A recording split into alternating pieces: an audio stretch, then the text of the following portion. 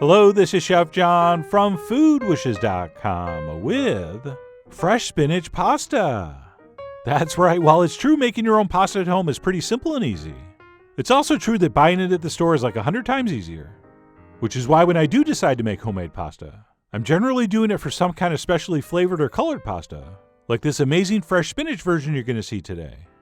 And unlike many of the spinach pastas you see in the store, ours is actually going to have a healthy amount of spinach included. And speaking of spinach, to get started, that's going to be the first thing we need to prep.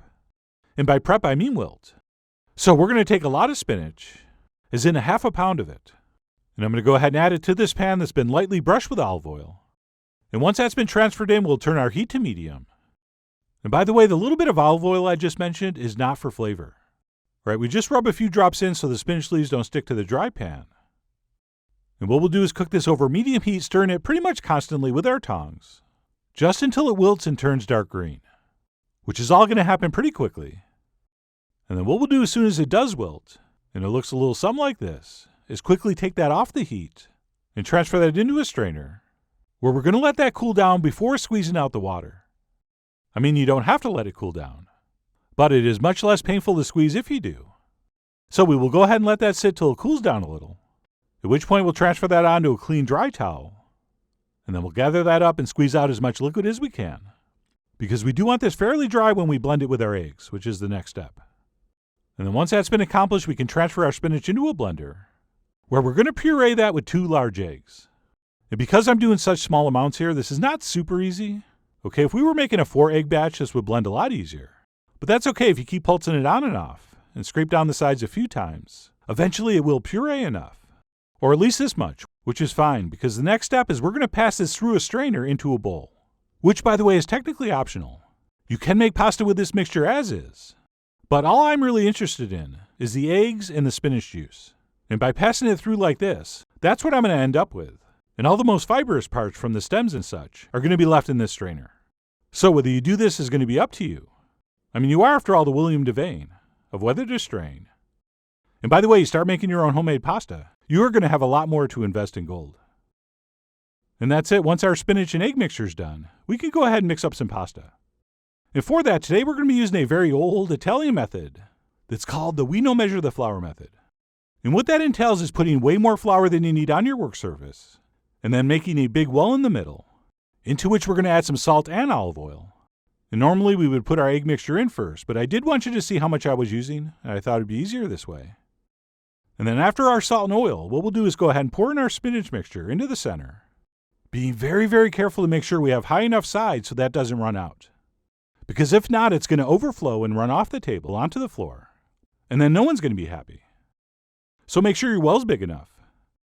And then what we're going to do is stir that with a fork, slowly but surely bringing in enough flour from the outside until our mixture is no longer dangerously runny. And then what we'll do after mixing that with a fork for a minute or two is go ahead and clean that off with our fingers, and we'll switch to mixing this with our hands. And what we'll do is sort of just gather this mixture together until it sort of pulls together into a shaggy dough. And as soon as we think we're getting close to having incorporated enough flour, we're going to stop. And we'll take our bench scraper and kind of move away any of the excess flour, which, by the way, if we don't use, we will sift right back into the container. And we will continue pressing our dough together until we can start kneading. And then we'll simply continue kneading until we're happy with the texture. And if it feels too wet, just add a little more of that flour from the side. And if it feels too dry, of course, you can sprinkle in a few drops of water. But don't do that too quickly. Sometimes it will feel a little bit dry when you start to knead it. But as you continue to work it, in a few minutes you'll see it'll kind of smooth out and soften up.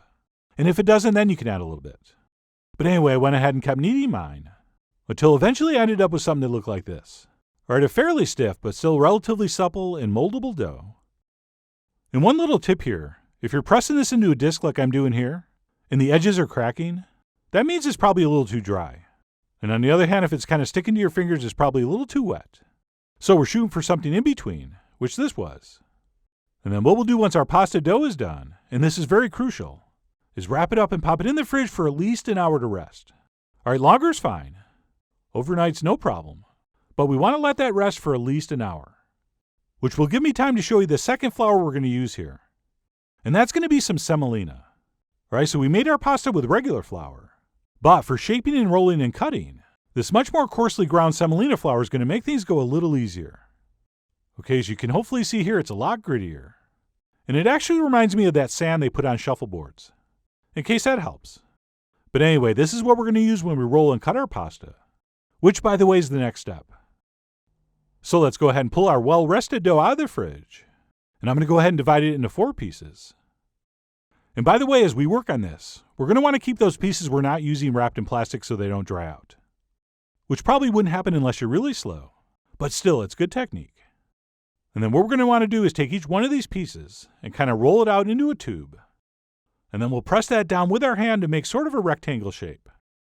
And of course, as usual, my dough rectangles are much closer to a rectoval. But don't worry, it's all going to work out. And then what we'll do once we have that pressed out into some kind of rectangular shape, about 1/4 inch thick, is we will start rolling this out on the largest setting, which on the stand mixer attachment means the lowest number. And what I like to do is run it through twice on this size. Oh, and I should mention I hate to speed up film, but for this video to save time, I'm going to do that a little, so you've been warned. But anyway, I'm going to pass that through twice on number 1, at which point we'll give that a light dusting with our semolina. And of course, anytime you feel like that's getting a little bit sticky, go ahead and sprinkle some of that on. And then what we'll do at this point is kind of fold over both of those rounded ends to help square everything up and get this into a little more of that rectangular shape we're after. Then once those ends have been folded over, we'll go ahead and pass that back through on the largest size, which again on this machine is number 1. And I'm going to go ahead and pass that through twice before we start to decrease the thickness and eventually roll this out to as thin as we want. And as I mentioned, anytime we need to sprinkle a little more semolina, go ahead. And then what we'll do is decrease our thickness by 1 setting each time. And personally, every time I change the thickness, whether it's from 1 to 2 or 2 to 3 or 3 to 4, I like to run my pasta through twice for each setting. All right, is once enough? Maybe. Is 3 too many? I'm not sure. But I do mine twice. And I should mention at any point during this process, if you want to take a knife or your bench scraper and kind of clean up the sides of your dough to make it a little less jagged or a little straighter, go ahead. And if you do, don't throw away those scraps. You can just go ahead and smush that into your unrolled dough. But anyway, I kept rolling that until I got down to number 4. And again, I like to pass it through twice on each number. And as you go here, this should have a beautiful, beautiful feel to it, like some sort of fine fabric. All right, very soft and supple and cool to the touch, but not damp and sticky at all. And then what we'll do once we ultimately reach our desired thickness is go ahead and cut that in half, because eventually I'm going to end up making fettuccine, and I don't want it too long. Okay, I'm really not a big fan of the chin-slapping length pasta. And then what we'll want to do once our pasta is rolled is sprinkle that generously with some extra semolina, and then we'll let it dry on the counter for about 15 minutes before we cut it. So I went ahead and rolled 1 more of my 4 pieces. And like I said, after dusting with some semolina, I'll let it sit out for about 15 minutes. And it's really not a bad idea about halfway through to give it a flip. And that's it. 15 minutes later, your pasta is ready to cut. And today I'll be using my fettuccine cutting attachment for, like I said, at least half this batch. And because we let that sit and dry a little, it should cut beautifully. And we'll go ahead and run that through and then pile it up on this sheet pan. And once cut, I do like to dust it with a little extra semolina and just give it 1 little extra quick toss. And that's it. Once cut, we could cook this pasta fresh. Or, of course, let it sit and dry all the way. That's totally up to you and fine both ways. The only difference, of course, will be the cooking time. But anyway, let me go ahead and cook a little bit of this fresh in some boiling salted water. All right, just like dry pasta, you gotta salt the water here. And since in its fresh form, this is only going to take about 45 seconds to a minute to cook, make sure your sauce is ready, or whatever you're serving this pasta with. And what we'll do after about 45 to 60 seconds is fish that pasta out of the water, directly into our pan, wanting a little bit of that water to come with it, by the way. And besides the pasta, I also tossed in a little bit of freshly chopped herb. And I'll go ahead and toss that with my sauce, which today is simply mushrooms and garlic cooked in olive oil and butter, with, like I just said, a little bit of freshly chopped herb, some oregano and parsley. And once tossed, we'll go ahead and transfer that into a bowl and top it with some freshly grated Parmigiano Reggiano. And that's it. We're ready to enjoy our own homemade fresh spinach pasta. And above and beyond its incredible visual beauty, as far as the taste and texture goes, I think you're going to be pretty impressed. And a lot of this is going to depend on you not overcooking it. All right, like I said, about 45 to 60 seconds is going to be plenty. Okay, this should have a firm but not tough texture. or what our pasta aficionados call toothsomeness. And believe it or not, you can actually taste a little bit of spinach, unlike most of your commercial brands, which does contain some spinach, but is mostly colored with chlorophyll. So I just absolutely loved how this came out. And you know what? If you're not into fettuccine, you could do spaghetti or lasagna or ravioli or whatever else you want, including twisting some of the noodles up like this and making your own shape, which I call twisteroni.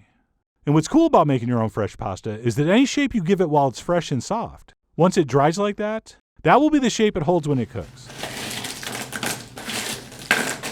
So I use the rest of my dough to make some twisteroni, as well as some nice wide hand-cut noodles, which I believe would be called pappardelle, but don't quote me on that. I'm often wrong, but never in doubt. But anyway, that's it. The relatively simple and easy method for making your own homemade fresh spinach pasta. This is definitely not something I'm doing every week, but a few times a year it does make for a very fun project.